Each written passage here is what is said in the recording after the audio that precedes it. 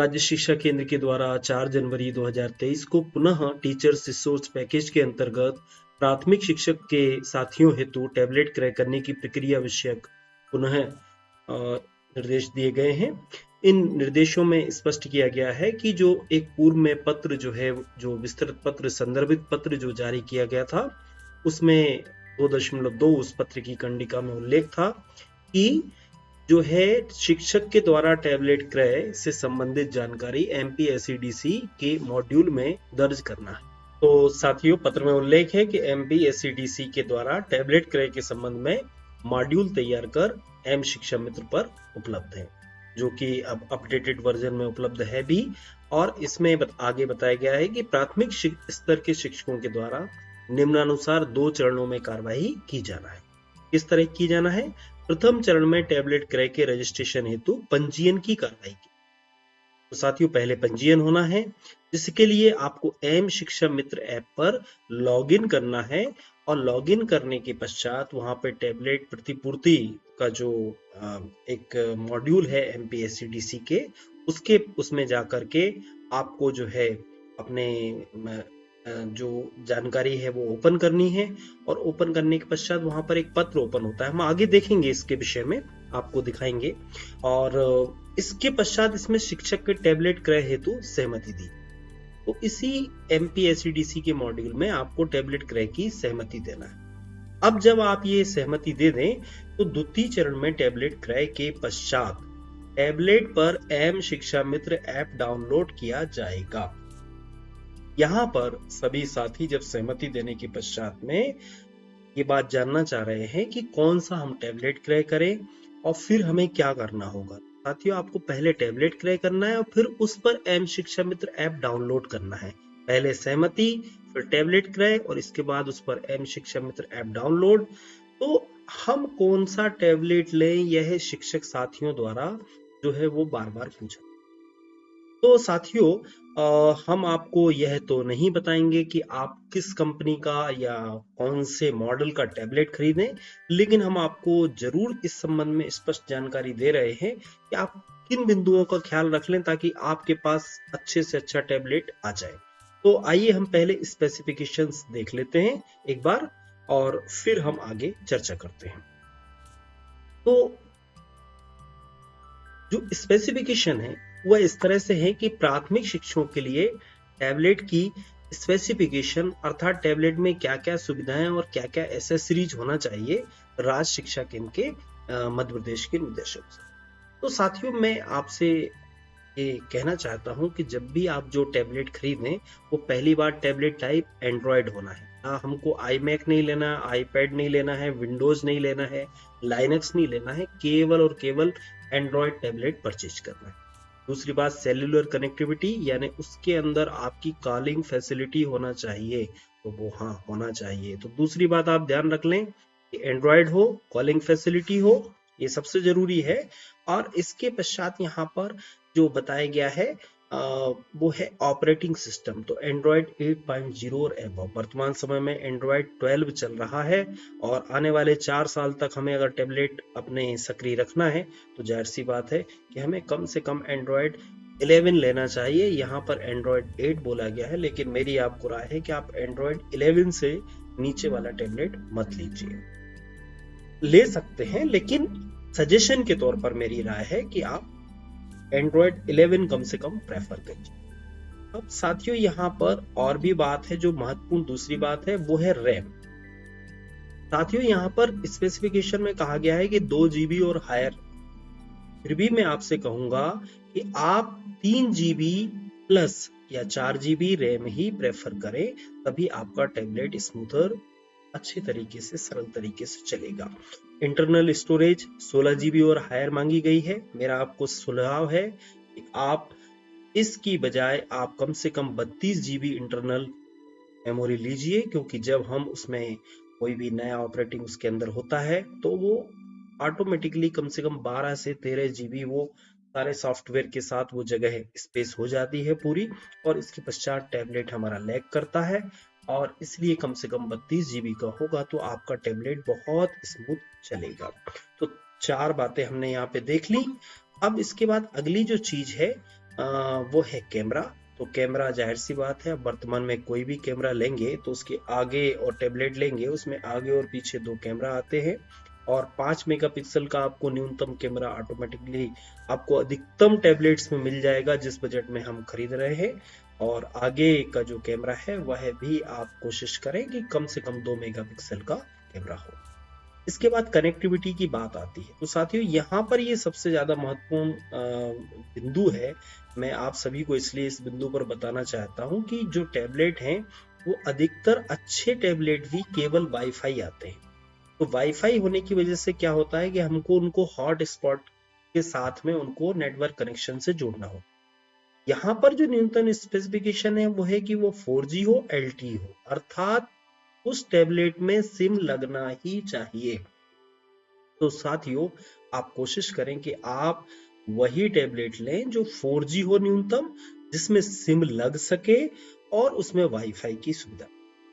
फिर यहाँ पर एक और चीज है, वो है बैटरी कैपेसिटी। न्यूनतम 4000 mAh की बैटरी मांगी गई है, क्योंकि आपको प्रत्येक टैबलेट में कम से कम इतनी बैटरी तो मिल ही जाएगी। फिर भी आप कोशिश करें कि 5000 5500 mAh की बैटरी लें, ताकि आपका टैबलेट 8 घंटे से ज्यादा आपको सहायता दे सके। इसके अलावा इसमें जो चीजें और बताई गई हैं वो एसेसरीज हैं। एसेसरीज आपको क्या क्या लेना चाहिए, उसमें आपको चार्जर है, डाटा केबल है, तब आपको मिलेगा ही। लेकिन साथ में आपको जो एसेसरीज लेना है वो एक केस भी लेना है, एक डस्ट प्रूफ पाउच भी लेना है जिससे धूल ना जाए टैबलेट में, और स्क्रीन का प्रोटेक्शन भी लेना। तो साथियों, इन 4-5 चीजों का आप अगर ध्यान रखें कि आपका टैबलेट एंड्रॉयड हो, उसकी रैम कम से कम 3 GB या 4 GB का आप लें, आपके टैबलेट में कॉलिंग करने की सुविधा होना चाहिए, आपके टैबलेट में जो है वो सिम लगने की सुविधा होना चाहिए, वाईफाई सपोर्ट होना चाहिए, और बैटरी कैपेसिटी कम से कम 5000 4,500 5000 mAh की बैटरी हो, तो आप ले सकते हैं यह टैबलेट।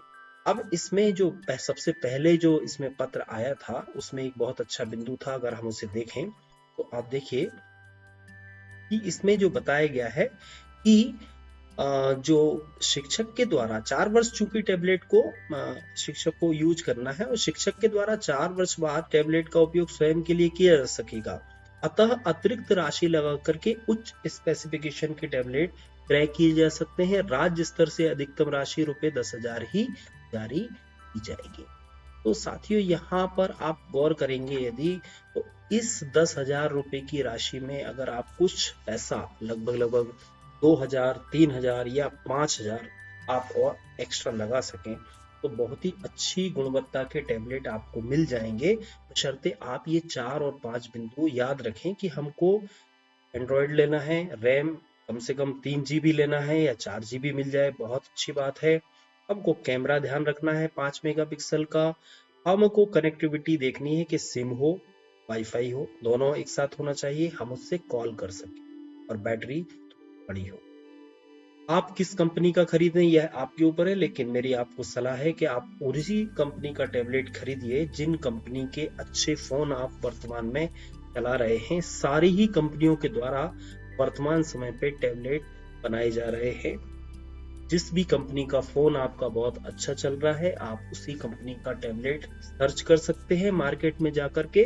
बस आपको जो ध्यान रखना है वह यह है। तो मैं आपको कोई टैबलेट मॉडल सजेस्ट नहीं करूंगा, कोई कंपनी सजेस्ट नहीं करूंगा, लेकिन मैं आपको जो बताना चाहता हूं कि इन स्पेसिफिकेशन में से भी जो सबसे काम की स्पेसिफिकेशन है, आप वह दुकानदार से बोलिए, और दुकानदार आपको जो टैबलेट दिखाए उस पर अब ये जांच दी।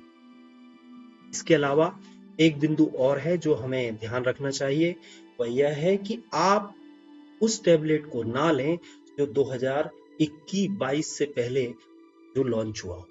आप वह टैबलेट लीजिए जो कम से कम 2022 में लॉन्च हुआ हो, ताकि वह अगले 4 साल 5 साल आपको सपोर्ट दे सके। अगर आप 2019-2020 में लॉन्च हुआ टैबलेट खरीद लेंगे तो आपको उस टैबलेट में अपडेट की समस्या आ सकती है। तो यह कुछ जानकारी इसके संबंध में थी। अब हमने टैबलेट खरीद लिया है, अब इसके बाद क्या करना है आइए हम देखते हैं। तो साथियों, आपने टैबलेट क्रय कर लिया, एम शिक्षा मित्र इंस्टॉल कर लिया। अब इसके लिए जो यूजर मैनुअल है वह भी में दिया हुआ है, हमें राज्य शिक्षा केंद्र से पत्र के साथ संलग्न है। तो आपको जैसे ही टैबलेट क्रय करना है, उसमें सबसे पहले एम शिक्षा मित्र ऐप इंस्टॉल करना है, और इंस्टॉल करने के पश्चात आपको क्या कार्रवाई करनी है आगे हम देखते हैं।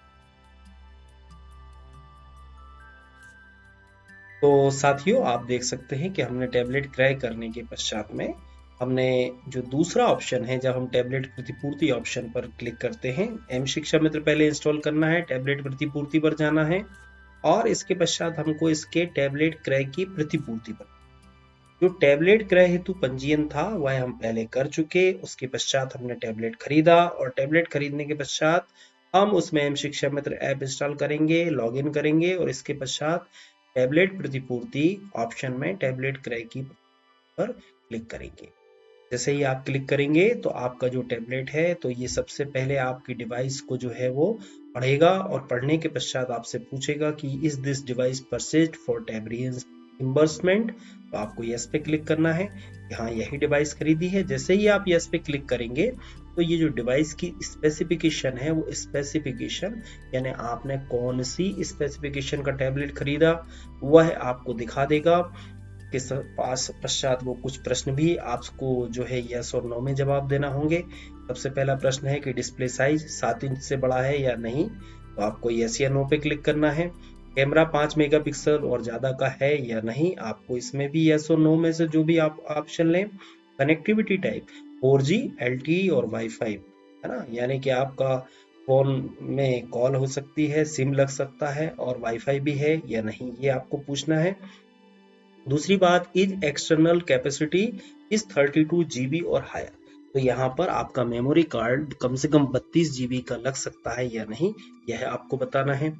इसके बाद बैटरी की जो कैपेसिटी है वो 4000 mAh से ज्यादा है या नहीं, ये आपको यस और नो पे क्लिक करना है। और बैटरी पर वारंटी जो है वो 1 साल से ऊपर है या नहीं, वो आपको। फिर आप यहाँ पर जीएसटी एन यानी जीएसटी नंबर, जो विक्रेता है उसका जीएसटी नंबर आप यहाँ पे एंटर करें। जैसे ही आप एंटर करेंगे तो एंटर करने के पश्चात विक्रेता की पूरी डिटेल, जैसे ही आप जीएसटी नंबर एंटर कीजिएगा तो विक्रेता की पूरी डिटेल यहाँ पर आ जाएगी। और विक्रेता की डिटेल आने के पश्चात आपको यहाँ पे इसका बिल नंबर, बिल की तारीख, आपने कितने में टैबलेट लिया वो अमाउंट, और वारंटी आपको लिखना है कि कितनी वारंटी आपके इस टैबलेट पर है।